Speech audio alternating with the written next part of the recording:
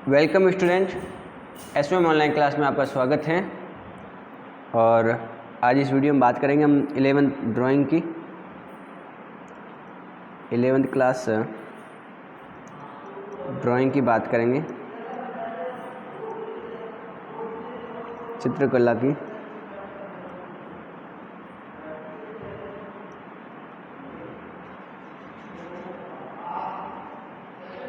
पाठ संख्या 4 हमारा पूरा हो गया था। आज नए लेसन की शुरुआत करते हैं। पाठ 5, पाठ संख्या 5 की शुरुआत करते हैं। तो ध्यान से सुनेंगे और देखेंगे।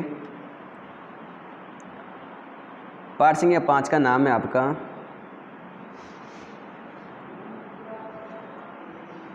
परवर्ती भित्ति चित्रण परंपराएं। चित्रण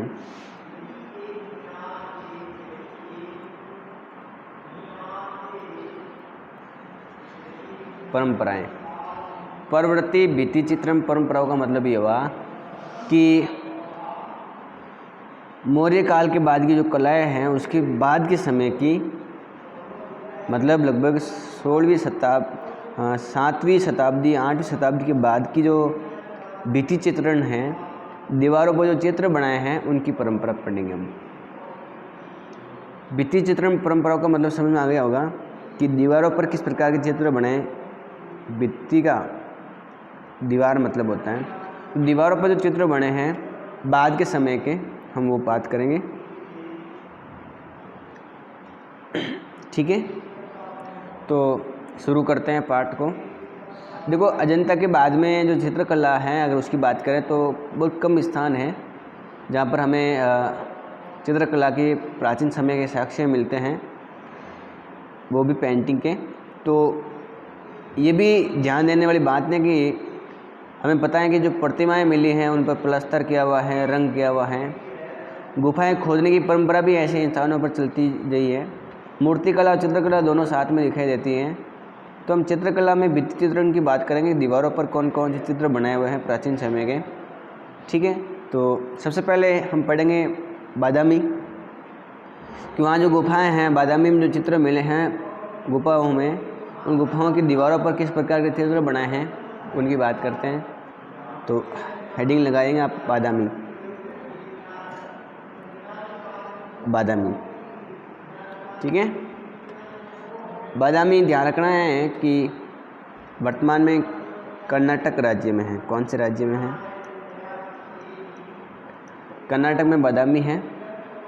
और बादामी, एक बात ध्यान रखना है कि जो चालुक्य वंश के दक्षिण भारत के, कौन सा वंश?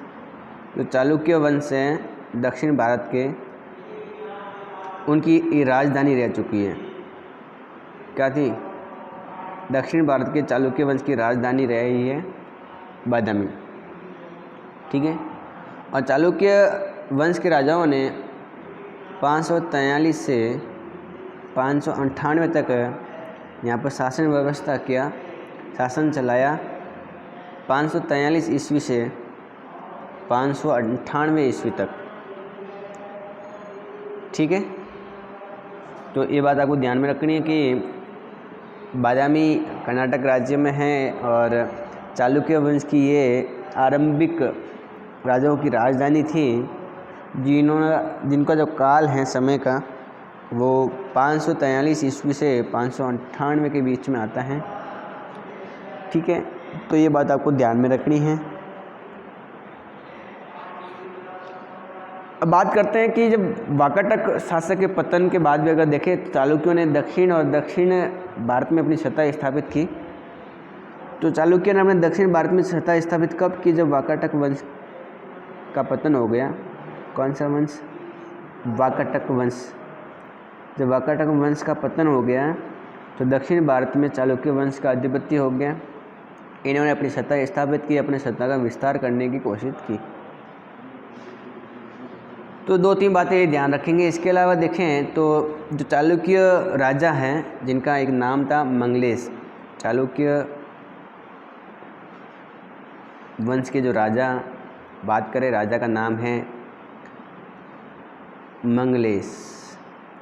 क्या नाम है? मंगलेश। तो चालुक्य राजा मंगलेश ने बादामी जो गुफाएं हैं उनकी खुदाई का उनको संरक्षण दिया, गुफाओं की खुदाई का संरक्षण किया। किसने? मंगलेश ने। कौन सी गुफाएं? बादामी की गुफाएं। तो बादामी की या बादामी गुफाओं की खुदाई का जो संरक्षण करने वाले राजा थे वो थे मंगलेश। ठीक है, तो एक बात तो ये ध्यान रखेंगे। इसके अलावा देखें तो ये जो मंगलेश हैं, अगर इसकी बात करूं मैं, तो ये जो चालुक्य वंश के राजा पुलकेशिन या पुलकेशिन प्रथम हैं, उनके बेटे थे और कीर्तिवर्मन प्रथम के भाई थे। कौन? मंगलेश चालुक्य वंश के राजा थे। ठीक है, तो चालुक्य वंश के राजा मंगलेश की बात करूँ तो ये इनके पिता का नाम क्या था? तो इनके पिता का नाम था पुलकेशिन प्रथम। ठीक है, और इनके भाई का नाम था कीर्तिवर्मन प्रथम।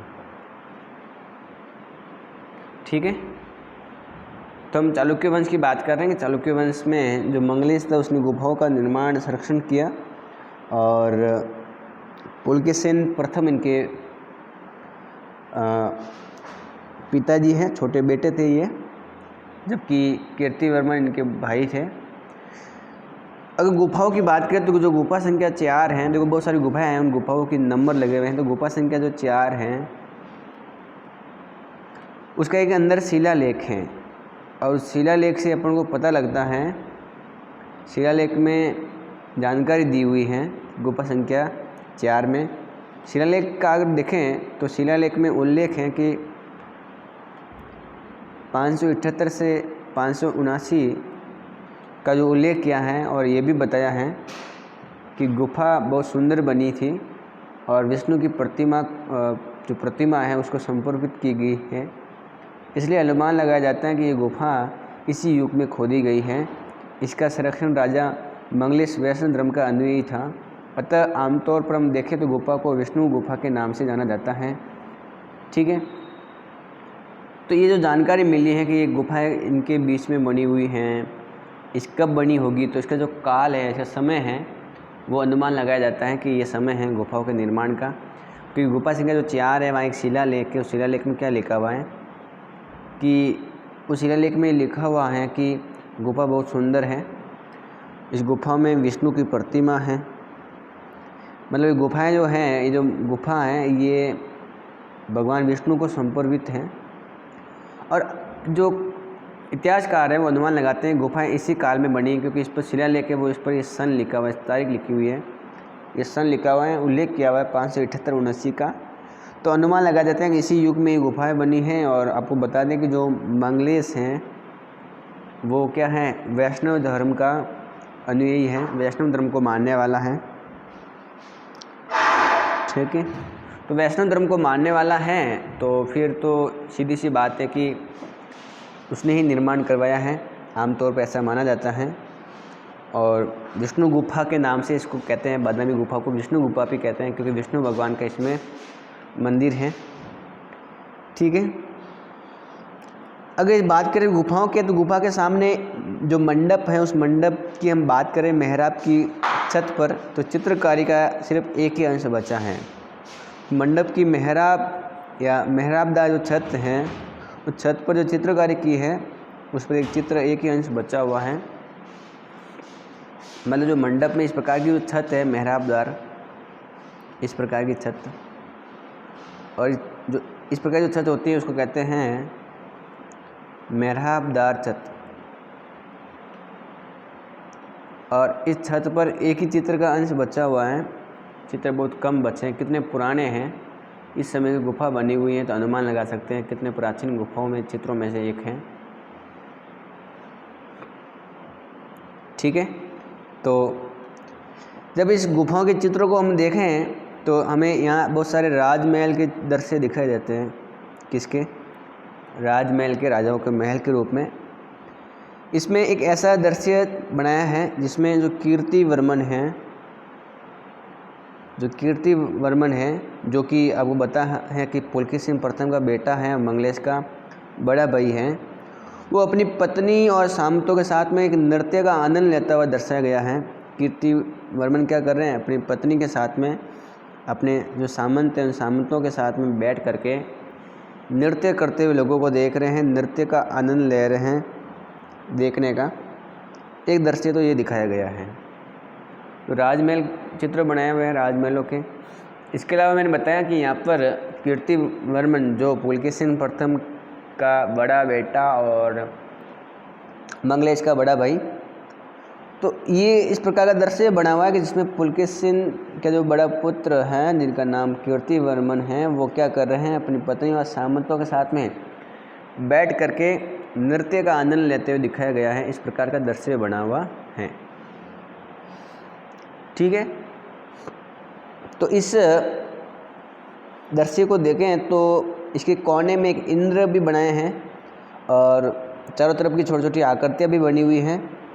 अगर हम देखें चित्र को और इस चित्र की शैली की बात करें तो इस शैली की दृष्टि से हम कह सकते हैं कि चित्र दक्षिण भारत में अजंता से लेकर बादामी तक की भित्ति चित्रों परंपराओं का विस्तार है। इन चित्रों शैलियों में मतलब ये वहाँ दक्षिण भारत में जो बादामी की गुफाएं हो या अजंता, वहाँ की जो भित्ति चित्र परंपरा है उसमें दिखाए हुए हैं दृश्य, महत्वपूर्ण दृश्यों में से एक है। तो ये भी बात आपको ध्यान में रखनी है कि उस समय भित्ति चित्र परंपरा में बादामी की गुफाओं का नाम प्रमुख रूप से आता है। हमने अजंता की गुफाओं की बात कर ली थी, अब अजंता गुफाओं के बाद वाली जो गुफाएं बनी उसमें जो चित्र बने हैं उनकी बात कर रहे हैं। ठीक है,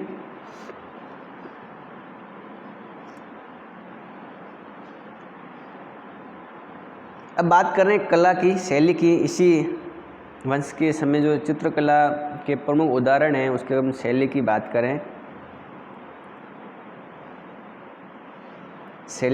करें तो इसमें जो रेखाएं हैं, शैली की विशेषताओं की बात करें तो इसमें जो लाइनें हैं, जो रेखाएं हैं, उनमें लय है, लय प्रवाह दिखाया गया है, धारा प्रवाह दिखाया गया है। इसमें रेखाओं को तोड़ा गया नहीं है, रेखाओं जो लय होता है वो दिखाया गया नहीं। तो ये तो इस प्रकार की लाइनें होती हैं जिसमें लय नहीं है। लय क्या होता है, एकदम धाराओं के साथ में बनाए गए हैं और आराम से सुस्त संयोजन दिखाई देता है। सुंदर उदाहरणों में से एक हैं उस समय जो 6ठी शताब्दी जो कलाकार है उनकी अगर हम देखें कुशलता तो हमें दिखाई देती है। यहाँ जो राजा रानी हैं उनके अगर मुखमंडल की बात करूँ तो बड़ा सुंदर मुखमंडल बनाया है। राजा रानी का जो मुखमंडल है वो भी सुंदरता के साथ में बनाया गया है और अजंता की चित्रण शैलियों की याद दिलाता है जब इनको देखते हैं। वैसे वैसे अजंता में भी दिखाए गए हैं। ठीक है, इसके अलावा बात करें आँखों की तो आँखें इस प्रकार की गर्तिका के रूप में बनाई हैं, सॉकेट के रूप में।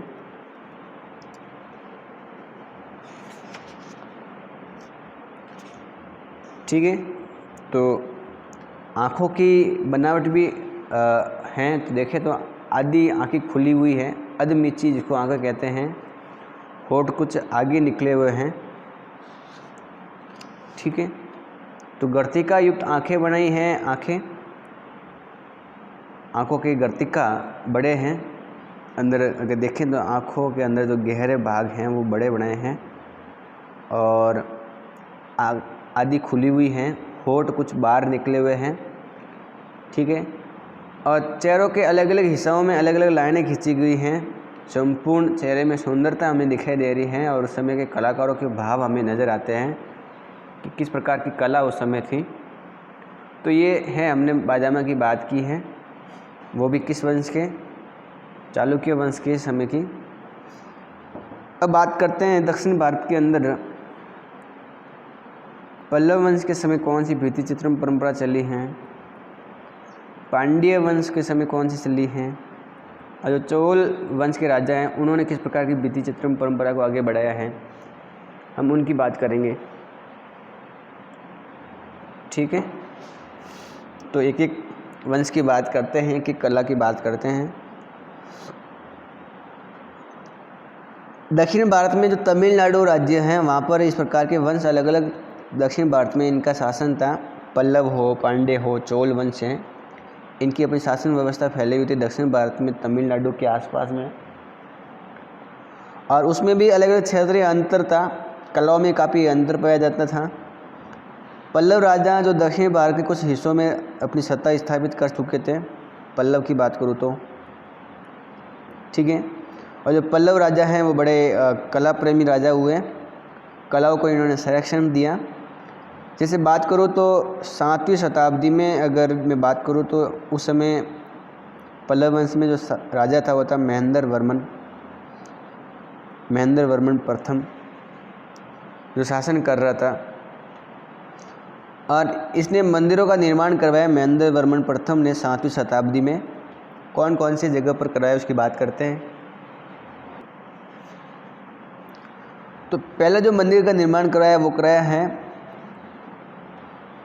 पनामलाई में, पनामलाई या पनामलाई,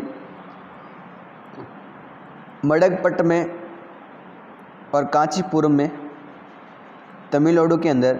इन स्थानों पर महेंद्र वर्मन ने 7वीं शताब्दी में जो पल्लव वंश का राजा था उसने मंदिरों का निर्माण करवाया। तो कलाप्रेमी राजा है तभी तो मंदिरों का निर्माण करवाया है। जो मडंगपट्टम है या मरगपट्टू है, इसको पट्टू भी कहते हैं, तो मडंगपट्टू में एक शिलालेख है। शिलालेख मतलब पत्थर पर कुछ लिखा हुआ है, शिला पर, पत्थर पर। उसमें लिखा हुआ है, उसमें कहा गया कि महेंद्र वर्मन प्रथम ने अनेक उपाधियाँ धारण की हुई थी। किसने? महेंद्र वर्मन ने अनेक उपाधियाँ धारण की हुई थी। अगर मैं उनकी उपाधियों की बात करूं तो एक तो की थी इसने विचित्र चित्त,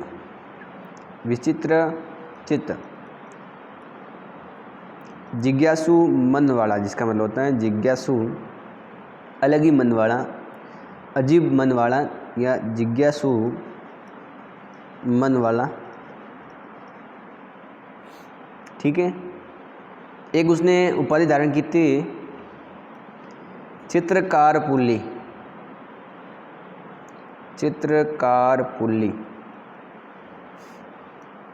ठीक है।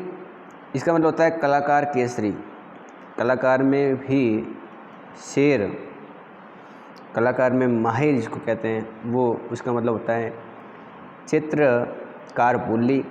विचित्र चित्त, चैत्यकारी एक उपाधि धारण की थी,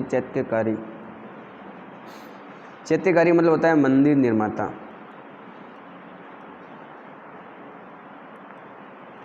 तो जो मंडगपट्टू हैं वहाँ पर एक शिलालेख है, उस शिलालेख के अंदर कहा गया है कि महेंद्र वर्मन ने बहुत सारी उपाधियाँ धारण की थी। उन उपाधियों की हमने बात की, कौन कौन सी उपाधियाँ धारण की थी, तो मैंने आपको बताया है कि इस प्रकार की उपाधियाँ धारण की हुई थी जिसकी मैंने आपके सामने बात की है। जैसे मैंने बताया महेंद्र वर्मन की, तो विचित्र चित्रकाल, एक तो ये हो गया चित्रकार पुल्ली, तो ये ध्यान रखना है आपको। ठीक है। चित्रकार पुल्ली और चैत्यकारी ये उपाधि धारण की हुई थी। तो इसे पता लगता है कि महेंद्र वर्मन प्रथम कला संबंधित गतिविधियों में बड़ा दिलचस्पी रखता था। वो कलाओं में माहिर था, कला के अंदर वो अपना ध्यान लगाता था। और देखें तो मंदिरों और देवालयों में जाने वाले चित्र भी, जितने भी मंदिरों में और देवालयों में चित्र पाए जाते हैं, उन चित्रों में देखें तो सारे जो चित्र मिले हैं इन मंदिरों के अंदर, मैंने बात की जो मंदिर कौन कौन से स्थानों पर बनाए हैं, उसमें सारे महेंद्र वर्मन प्रथम की प्रेरणा से बनाए हुए हैं। महेंद्र वर्मन की प्रथम जो है उसकी प्रेरणा से इन मंदिरों में चित्र बनाए हैं। मंदिर जहाँ पर बनाए हैं पनामलाई में है, तो पनामलाई है, पनामलाई हो गया, पड़ंगपट्टू हो गया और कांचीपुरम। यहाँ पर जो भी मंदिर बनाए उन्होंने, उन मंदिरों की बात करें तो मंदिरों के अंदर जो चित्र बनाए हैं उनकी बात करें तो प्रेरणा महेंद्र वर्मन प्रथम से ली गई है, ऐसा दिखाई देता है। लेकिन जो चित्र बनाए हैं उन्होंने अगर बात करें तो उसमें क्या है कि ज़्यादा समय तक अभी टिक नहीं पाए हैं, वो अंश उनका थोड़ा ही रहा है, बहुत कम अंश रहा है इनके अगर बात करें, ठीक है। तो ये भी है कि अब ज़्यादा समय तक है नहीं, कम ही अंश पाया गया है चित्रों का, काफ़ी समय पुराने बनाए हुए हैं। हालांकि ज़्यादा तो बसे नहीं है। अगर बात करें तो जो पनामलई देवी की जो आकृति बनाई है बड़ी महत्वपूर्ण बनाई है। उस मंदिर के अंदर जो पनामलई देवी है वहाँ पर एक मंदिर बनाया तो उसमें महत्वपूर्ण आकृति है, ठीक है। और कांचीपुरम मंदिर में भी जो चित्र बनाए हैं पल्लव नरेश राज सिंह के संरक्षण में बने हैं। नरेश पल्लव वंश राज सिंह हैं, उसके समय जो चित्र बनाए हैं वो महत्वपूर्ण हैं, ये भी ध्यान रखना है आपको। और उसमें भी अब ज़्यादा समय तक काफ़ी टाइम हो गया तो अंश थोड़े बहुत ही उपलब्ध हैं। इसमें एक सोम स्कंद का चित्रण है, काशीपुरम में सोम स्कंद का चित्रण है। इसके जो चेहरे हैं गोल बनाए हैं, बड़े चेहरे बनाए हैं, रेखाओं में लय दिखाई देता है और बड़ी महत्वपूर्ण अलंकरणता दिखाई देती है, अलंकरण दिखाई देता है। धड़ का चित्रण पहले जैसे ही है मगर अब कुछ लंबा बनाया है, तो पूर्ववर्ती कालों में देखें तो काफ़ी अंतर पाया जाता है। तो इस प्रकार से हमने देखा कि पल्लव वंश के राजाओं ने कौन कौन से चित्र बनाए, उनकी बात की है। महत्वपूर्ण चित्रों में से हमने बात की, तो ये ध्यान रखना है आपको, ठीक है। तो आज के लिए इस वीडियो में इतना ही, बाकी बात करेंगे हम अगली वीडियो में। वीडियो को लाइक करें, चैनल को सब्सक्राइब करें और वीडियो को शेयर करें। आगे हम पांड्य वंश के समय के हम पढ़ेंगे, चोल वंश की महत्वपूर्ण चित्रकला की बात करेंगे। तो ये भी ध्यान रखना है आपको। उससे पहले जो पनामलई में 7वीं शताब्दी जो देवी के चित्र बना हुआ है वो चित्र आप देख सकते हो आराम से।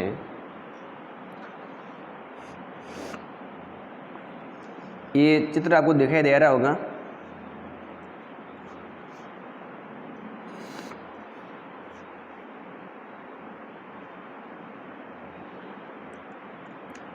ये है देवी का चित्र है, पनामलई देवी का, जो तमिलनाडु के अंदर और चालुक्य पल्लव वंश के राजाओं द्वारा बनाया हुआ है। तो इसमें चित्र के अंदर आकृति बड़ी महत्वपूर्ण सुंदरता के साथ बनाई है, कितने लय और रेखाओं की सुंदरता दिखाई देती है। मुकुट वगैरह आप देख सकते हो आकृति में, देवी के गले में बहुत सारे हार वगैरह पहने हुए हैं, तो सारी विशेषता उस समय दिखाई देती हैं दीवारों पर चित्र बने हुए मंदिरों के अंदर, ठीक है।